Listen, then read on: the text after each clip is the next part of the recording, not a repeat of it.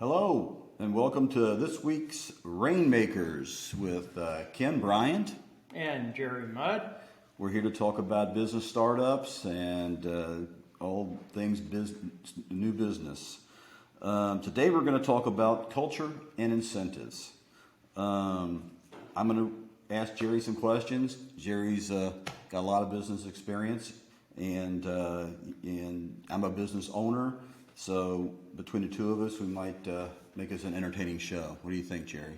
Well, we're going to try. Take what you like and leave the rest. All right. What is organizational culture or business culture? Okay.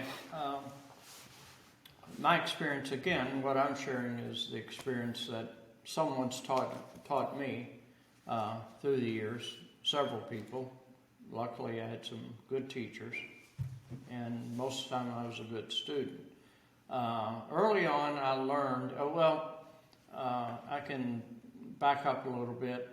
There was a culture with the company that I started with, and it was an unwritten culture. Things back then, this was early in the 60s, back then, it wasn't discussed, well, this is how we conduct our business, this is our culture, this is our personality, and this is how we do business, or this is how we don't want to do business. There's something on there. See that? That's okay. Keep rolling. Sorry about that. Anyway, so basically, what I learned early on is the culture of the business, and will attempt to give you my experience in why it's important to have a culture of the business. Now, whether a company's large, big, or small, especially in entrepreneurial companies, the culture of the company is not something that most people focus on, but it's an integral part of the success of the company. I'll attempt to explain why. Generally, most businesses started by one person, could be husband, wife, could be one person, entrepreneurial, and they are on a learn-as-you-go experience, and they don't necessarily have the savvy in learning about culture, teaching culture, and explaining culture. Some of it they may have just from their heart to their mouth to communicating with their employees or employee, or whatever they have, but eventually you start with, this is the personality of the company. If McDonald's has a culture, every company has a culture that when, as an employee, you walk in, you can unknowingly feel, see, or touch. The purpose of the culture is, as the company grows, the people that are coming in are adopted into that family of culture. And basically what you're doing when you have a culture is you're setting guidelines, boundaries that are not necessarily written down, but they're emulated through the personality of the owner, managers, people that are their peers that they're working with.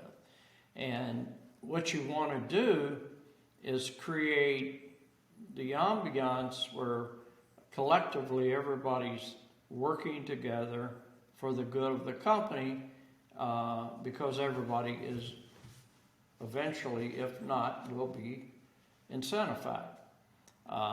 Some of the ideas about culture is, how you show up for work. How do you look at work? How do you conduct yourself with the customer?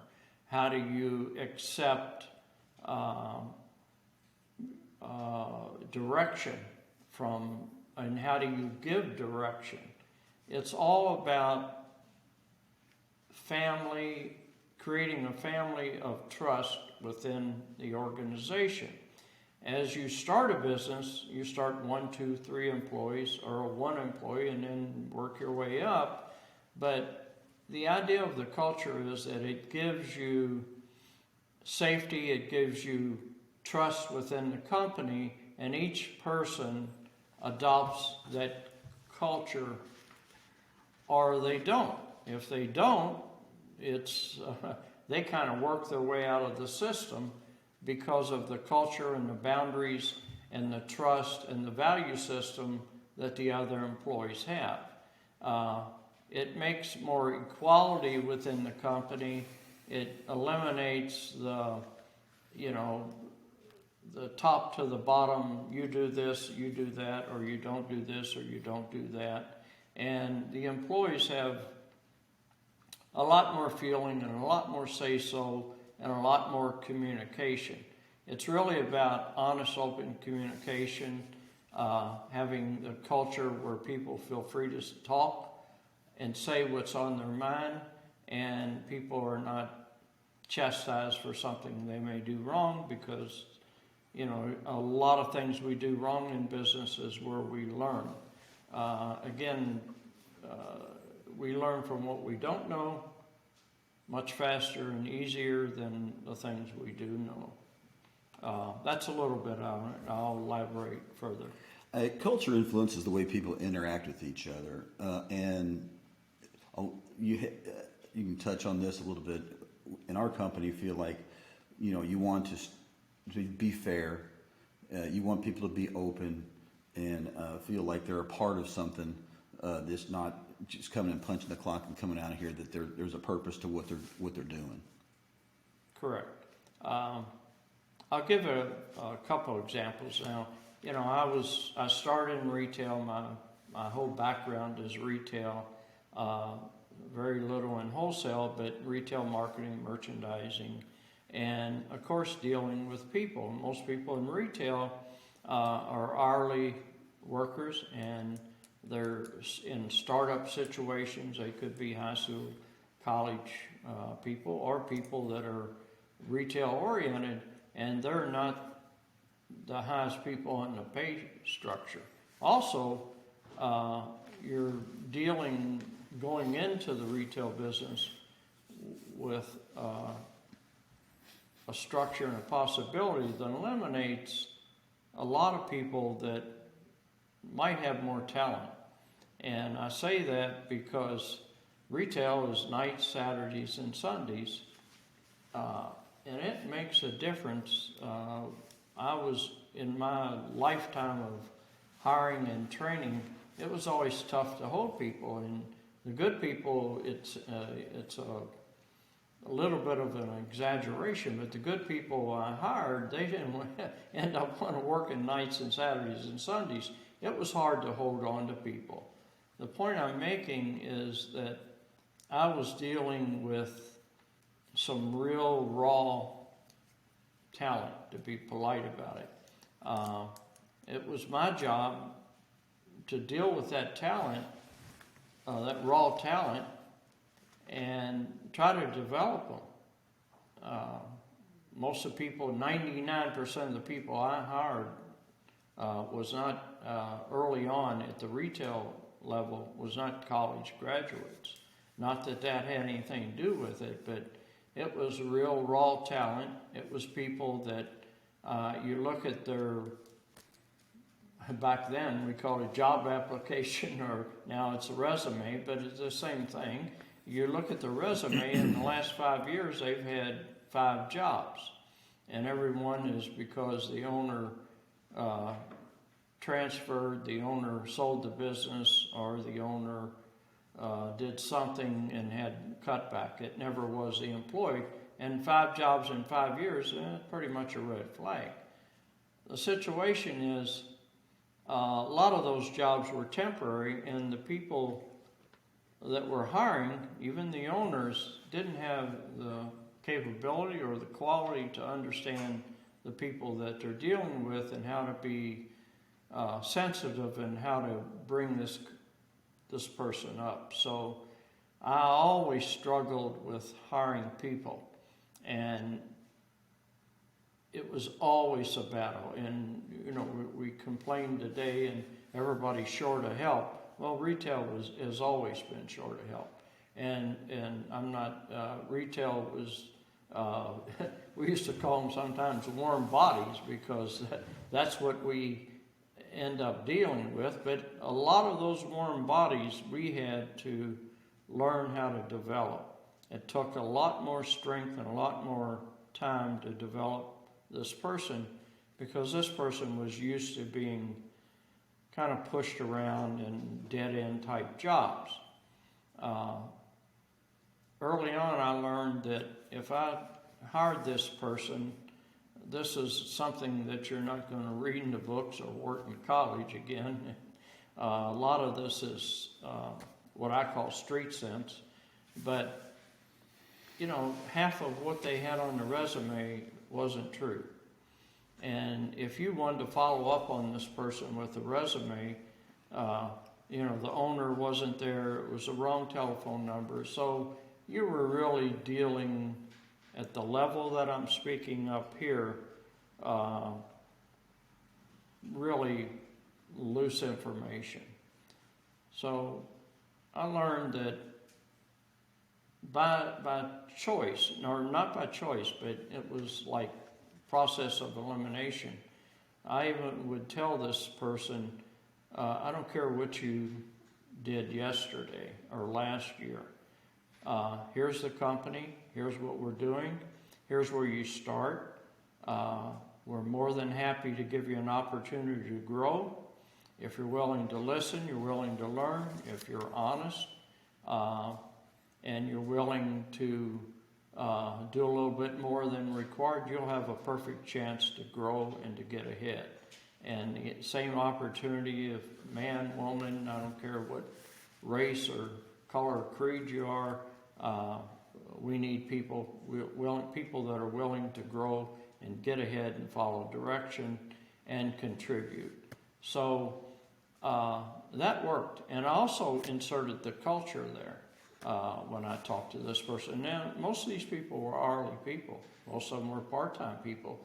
But the value system still worked. Part-time people could become full-time people. High school kids that were working for us became full-time people like I did. I started in high school when I was 16 years old.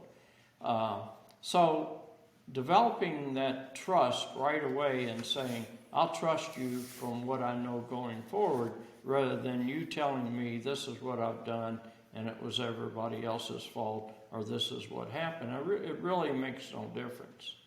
Again, I'm not condoning that that's the way it should be, but that's a way that I learned, and it worked very well for me. I started from the day that I hired that person, explaining our culture, what it took to get ahead, and also our boundaries.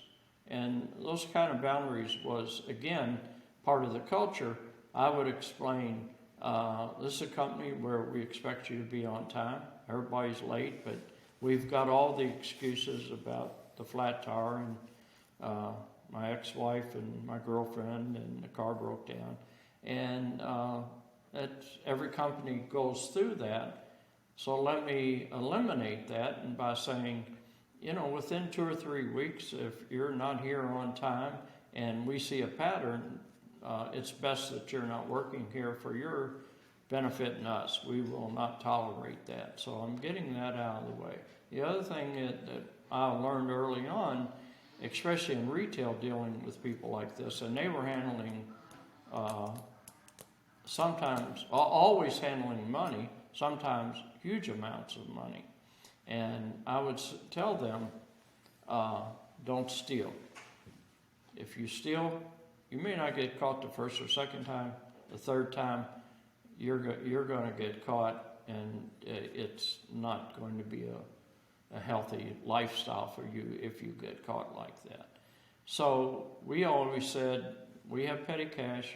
If you need $5, you need $10, all of a sudden you need 100, or whatever it might be within reason, come to me and we'll lend you the money, and then work out a system how you'll pay that back.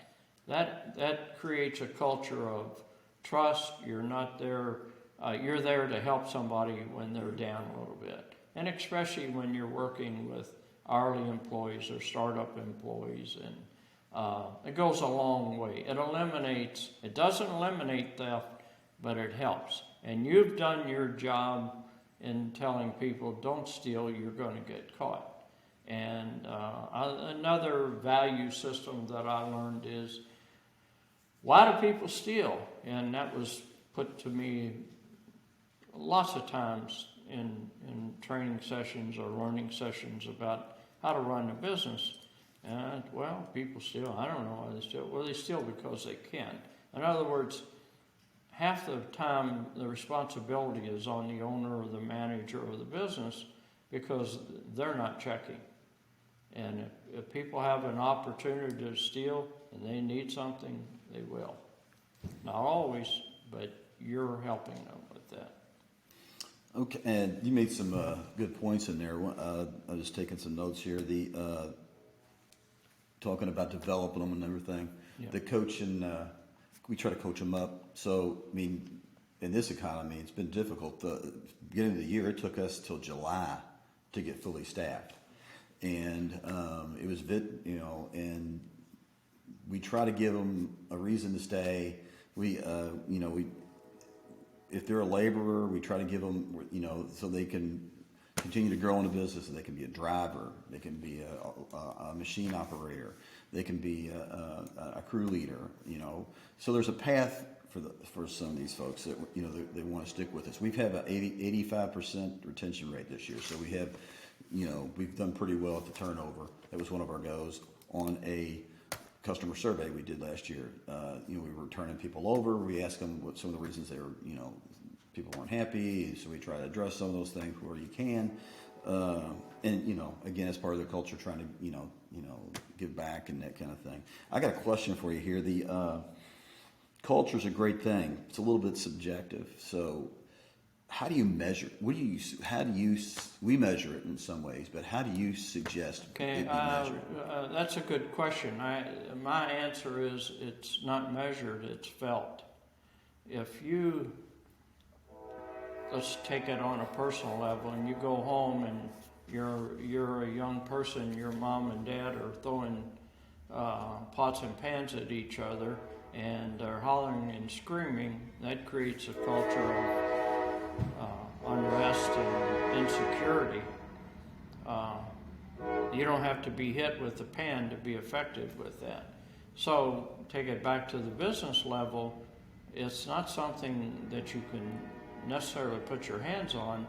It's boundaries that you can feel and feel comfortable with. Creating a culture, if I had to use one word in the culture that you want to create, is the word called trust. Trust from manager or owners, and trust from the employees. That trust has to be emulated, first of all, from the manager or the owner.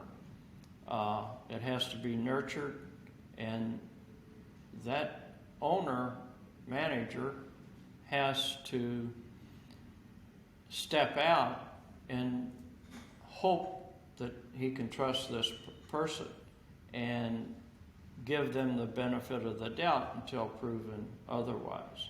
But it's something that's when I use the word culture, it's so important in running a business. But if you walked over and you had your employee book of standards that a lot of companies have today, and you said, let me see your book on culture, you would get a blank look. I don't care how large the company is. Companies struggle with that because they don't want to individualize and give that kind of trust and responsibility to companies. That's why small companies, entrepreneurial companies, can have a huge advantage to working for larger companies that seem to offer a lot of benefits. So it's very important. If I use the word culture, I use the word trust. The trust starts from the mentor, the owner, the trainer, the manager, and it's emulated. And that trust is giving the person the knowledge, giving the person the opportunity to speak up, and giving the person comfort that you want them here. Basically, the other way of looking at culture is there's a lot of people that come to work because they hate it and they don't want to, but you want to create a culture where the people want to come to work, and that's the idea of the culture. You can talk a lot all day long about it, but it's something that's felt rather than written or followed on a piece of paper. So we've talked a little bit here about, and this might be a little repetitive, but can you tell me some examples of a strong culture and some examples of a poor culture? Okay. I mean, you can give specific examples if you want. Well, I did that a little bit, but let me.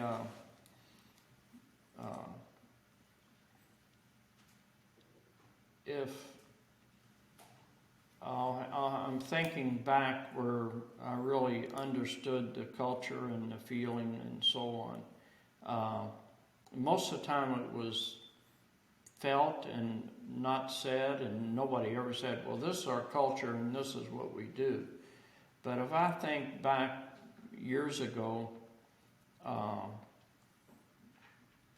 from my own standpoint, I knew the culture of the business before I went in there. And the culture really is the personality of the business. Like if you got 3 companies, they're all in the same business. And you're working for company A or B or C, and potentially company B comes to you, or you're wanting to job hop, or you're trying to move. If you go to company B, from what other employees and what you've heard on the street, you've heard something about this company, and that is the culture. The companies they're great to work for. They're nice people. They're understanding. They give people an opportunity to grow. If you're there and you want to grow up the ladder, they'll give you the opportunity. They don't hire people over the top of you. That's the culture. So that's the best. One of the ways that I could explain right off is that from an outsider looking in, basically what you've heard I call it on the street or in the industry, what the culture is of that company. And most of the time, it runs true to oil. It's true. Negative culture, and I don't even know what negative culture is, because then it's no culture. So that's my answer to that. Okay, we try to always think in terms of, let's give them a reason to stay here. I mean, because it's so hard because you invested this time and effort and everything else to train these folks, and you don't want to lose anybody. So it's so hard so we try to give them a reason to stay. To make be part of what we're trying to do. You want to switch to incentives? Yeah, they're going to overlap each other, yeah. But that's fine. Give me, tell you what, give me some examples of employee incentives. Or you want to talk about what they are first and then give me an example? Yeah, and the quick answer in incentive is that what I've learned again, and I base myself on the retail sales part of it, working with customers, making the sale, and then when that person gets into a management position or above, or a purchasing position, the best way to make a person do a better job, want to do a better job, want to contribute, want to grow, is to, we never even use the word bonus, we used incentive. And an incentive is, there's different types of incentives, but I'm going to talk primarily about the monetary incentive. There's all kind of incentives. You could say, well, you got a company car, that's an incentive. You got 30 days sick leave, that's an incentive. We'll give you a free trip to New York twice a year. Those are incentives. It's a different kind of incentive. Incentives aren't something that you want to give the employee like it's a gift and here it is. Something that's earned. Something, you want to use it as something that's earned, good point, and something they've done. The way that I've always learned, and most employees will fall into one or all three of these categories depending on what their job responsibility is in the company. Incentives are based on sales. So the more you sell, the more you do this, the more incentive you're going to get. The next thing, if you're in management and you have bottom line P&L responsibility, you're in charge of expenses and payroll and sales, that you would be paid on a certain percent on profit. So that also works, and that would also be, you'd be paid on sales and profit, depending on the job responsibility and the job entailment. The other thing is, the other incentive would be on productivity. If I can load this truck, there's all types of productivity, but I've got to load this 53-foot truck and it takes 3 hours to load it. If I can do it in 2 and that driver is on the road faster, it's going to help in sales, hourly expenses, et cetera, get the product there faster, whatever it might be. But if I can save and increase productivity, if I can run a little faster and still have the quality of job, then that person would be incentivized from a productivity standpoint. Okay. And let me just add to that a little bit. You were talking about some things. Compensation's one, recognition's one, rewards, and appreciation. I mean, and you can do lots of things for that. Simply a thank you card or a text. Hey, great job! Your sales were great this week, and you get a certain percent of sales. And you get a certain percent of quarterly sales. That's kind of what we do. We try to make them weekly, quarterly, and yearly, so that everybody's got something going on at all the times. We also give a bonus for everybody for attendance. If you're here every day of the month, you get $100 bonus. So we just always try to wrap our head around it. You've helped me with a lot with that, and we've really our business really started skyrocketing when we started making. They make a little bit, we make a little bit. That's the way we always like to talk about it. And what is the greatest benefit of incentives? Some people say they don't work, but they don't work because they don't want them to work, and they don't understand. They don't work because they don't have the right incentive. Well, that in relationship, that's kind of what I said. But there is kind of an unwritten thing, and I've run across it several times. Let's say I'm not the owner; I'm the manager of this company, and I've got a crew. And all of a sudden, one of these employees is incentivized, and his check is X dollars, and mine is half of that, and I'm his boss. It doesn't feel so good. But that manager has to look past that. But that's why incentives could be looked at in a negative way. At any given time, employee A may make more than employee C, and sometimes it's like playing golf. It's like an 8-foot putt rolling in. Sometimes you get a little lucky. It didn't rain that day, or you did this, or you had a sale that you didn't think you were going to get. But more times than not, the purpose for incentive is the trusted employee is going to be more diligent, work faster, and also feel a part of the organization. I learned again,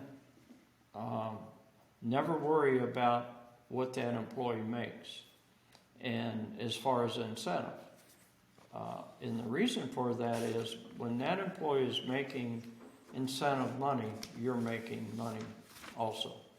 The more they make, the better off you are.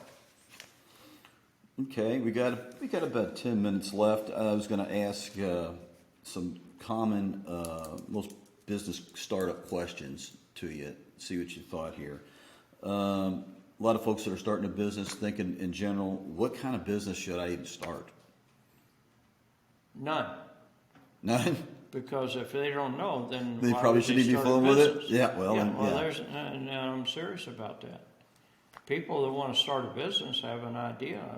They may not know how to get there. They may not know where the keys are to the car, but they have an idea.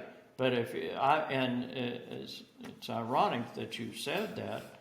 Through the years, I've had a lot of people come and say, I want to start a business. Well, okay, fine, have a seat. Let's talk about what you want to do. Well, I don't know, man. I don't know what I want to do. Well, that's what you're for. No, I'm not.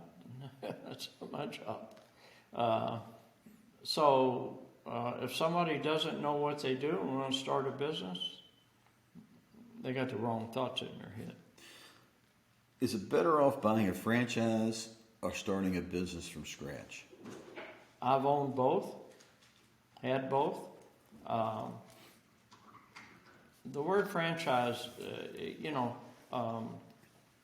started up a lot of times in the late 70s, mid 80s. Franchising became very, very popular. There was a lot of people that worked in factories and big businesses, and they got pushed out, like a GE or a Ford and so on. Ironically, they got pushed out because they were at their 20-year mark, and they weren't as productive as what they might be, or the company had to cut back. So what they would do is cut back on the older employees. And in the late 70s, mid 80s, franchises really caught hold of that. And there was a lot of people that had to change completely what they were doing for the first tenure of their life, and this was like chapter 2. And a lot of people made great transitions into franchising. And basically, franchise is you're buying the hamburger that's already cooked on a bun. All you have to do is heat it up, and you're buying a business system, aren't you? You're buying the system. You're buying what the culture is, somewhat of the culture of the company. And because it's set up, supposedly it's proven, there are other franchisees. And if it's a startup franchise, you could be buying the first store or restaurant or whatever the business might be. And and the bad part about the franchise, it does create a lot of opportunity for people that don't have the knowledge how to start from inception. It takes a lot of work and a lot of time and aggravation and difficulty starting a business from scratch. If I start in a franchise, it's what is called turnkey. You've got this operation, you go in, they'll give you 2 weeks training or 3 or 4 weeks, they'll give you assistance afterwards, and they have the operational manual which shows you everything. They have on-hand support that people come out physically and help you, and whatever it might be. The not the downfall, but I would say the shortcut of that is you're paying, generally franchise fees could range from $25,000 to $50,000 up front, and somewhere between 5 and 8% on sales weekly. So if you're just making 10%, if you're making any money the first year, you're doing good. But some businesses, the most they're going to make after expenses is 10%, and you're paying that 5% a week out on a franchise fee. You really end up being an employee of that franchise. I'm not saying that's the negative part of it. Now, the ideal thing is there's other types of franchises. A lot of and you can go forward. Let's say you buy a hamburger franchise and you negotiate with the company that has the franchise, and you say, I want to have control of all the franchises in Louisville, Kentucky. That's a different story. So, but minimal startup franchises, it's kind of tough, and it does get that person up and going. And a lot of people don't have the skill set, so this is a new life for them. Yeah. Most of the time, the franchise, I'd say the success rate on startup franchises at the smaller level run about 50-60% positive. And not necessarily anything wrong with the franchise. It's just the person is not equipped to be an owner. Well, but I think this is a good opportunity. I mean, on the positive side, it's a good opportunity for them to get the experience. And even if it fails or succeeds, you have an idea how a business is run. Right. So if you're going to start a business, where do you think the best place is to obtain financing? If you need financing. Well, I'm trying to think what's the 3 F's, and it's not the 3 F's you're thinking of, but it's friends, fools, and something else. Financing? And friends, fools, and family. Oh, yeah. Friends, fools, that's it. Yeah. Where do you get financing? Friends, fools, and family. And that's kind of the way it goes. Generally, it's the family you're going. If you don't have the money, or you have money but you still need a little bit more, you're going to go. Not in general, and generally speaking, not as a rule. You go to your family. Oh yeah, we'll help you, jumpstart you. But if you don't have that situation, friends, fools, and family, then there are, and that's the business I'm in, there are a lot of loans available, startup loans. I'll give you an example. If you meet certain qualifications and they're not anything educational or your background or anything else, but if you meet, there are startup loans you can get for $5,000. You don't even have to pay the $5,000 back. Community loans. These are all government-sponsored loans. There are loans where you can get no interest loans. There are loans, and these change like advertising stuff on Amazon. 1 week the money is available. It goes real fast. The next week, I was looking for that loan. Well, no, we don't have the money. You run into that, but the best place to go for that is SBA, Small Business Association. But there's a lot of community loans that will lend people without any assets money. SBA, a lot of people think Small Business Association lends money. They don't lend money. They're the insurance company for the bank. If a bank lends, for some reason, as an example, $100,000, SBA will guarantee that loan 85%. That person generally has to put up and have liquid money, say a CD of 20%, where they can't cash it. It's going to be held so as collateral. As collateral, And that way, that person that's borrowing the money just can't walk away. I mean, if you just give a lot of free money out and the person doesn't want to do the work or they get tired of it, they walk away. They've got to sign on and sign into that, and that's what the government does, or the SBA. But SBA is there, and if you're a veteran, I mean, there's a lot of things available. Money, in general, is never a problem with a startup. It takes work, it takes a lot of endurance to get something going. And let's say I want to start a business.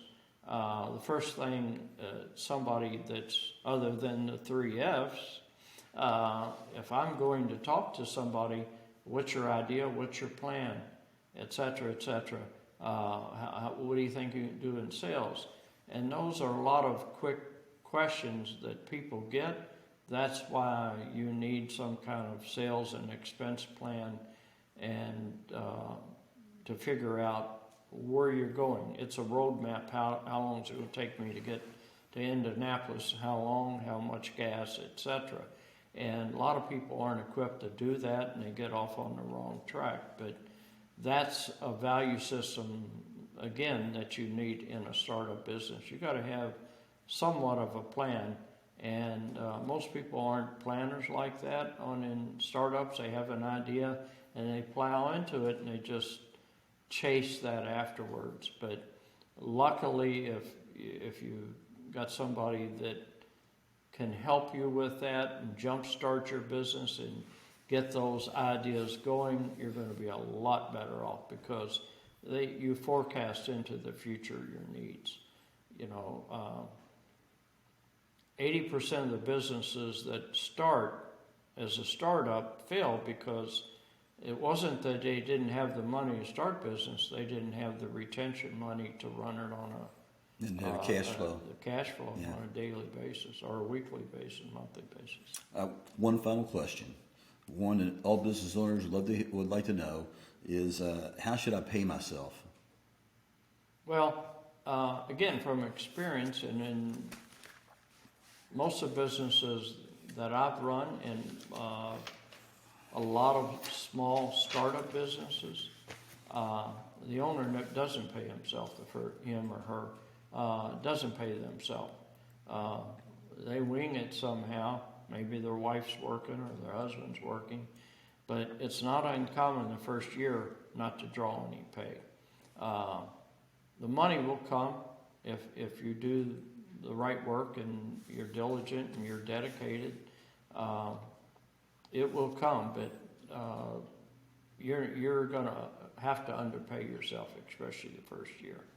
And another thing on startups, one thing that I kind of used in discussing people, I want to start this and, I have this idea, I know I can do it, I got this, I can do that, and put the money aside. I ask them, on 1 to 10, what's your intent level? It kind of throw them a curveball, but a lot of people have idea, but they're not willing to do the work. You've got to be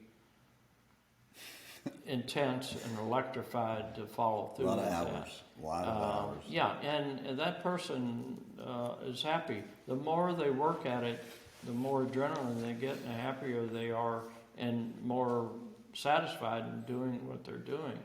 But a lot of people have great ideas, but they don't get off the table because they really don't have the structure. They think, well, they see Joe over there, he's got his business, and he's out fishing or he's playing golf. Well, that's all they see. They don't see the hard work and the emotional state that it took that person to get there. Or they see what they know, well, I worked 8 to 3 at GE, and now I'm going to do this, and I don't have to work Saturdays and nights or Sundays. They can get discouraged real fast. Okay, well, let's talk. That wraps up those couple 3 subjects. Let's talk a little bit about our sponsor. Humber Building Services, our business. This weekend we'll be celebrating our 30-year anniversary. We're having all our employees and families come in, and we'll be cooking out, a bunch of bounties out here, and having raffle off stuff and everything. Celebrating 30 years. Hard to believe it's been 30 years, but it's been a good run. 30 years of payroll is not bad, huh? I'd say, congratulations. Thanks. Our next show, we're going to be talking about sales and projections and inventory review. Once again, this is the Rainmakers, Jerry Mudd and Ken Bryant.